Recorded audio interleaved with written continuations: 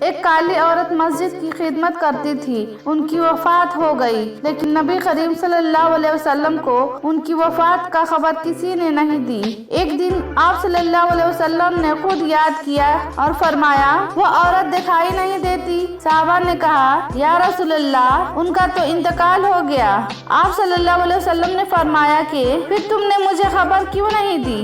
صحابہ نے عرض کیا کہ یہ وہی تھی، اس لیے آپ کو تکلیف نہیں دی گئی۔ گویا لوگوں نے ان کو حقیر جان کر قابل توجہ نہیں سمجھا، لیکن آپ صلی اللہ علیہ وسلم نے فرمایا چلو مجھے ان کی قبر بتا دو۔ چنانچہ آپ صلی اللہ علیہ وسلم نے ان کی قبر پر تشریف لائے اور نماز جنازہ پڑھی۔ ایک دفعہ رسول صلی اللہ علیہ وسلم دو قبر کے پاس سے گزرے تو فرمایا دونوں قبر والوں کو عذاب ہو رہا ہے اور باعث عذاب کوئی بڑی چیز نہیں۔ ان دونوں میں سے ایک پیشاب سے نہیں بچتا تھا اور دوسرا چغل خور تھا۔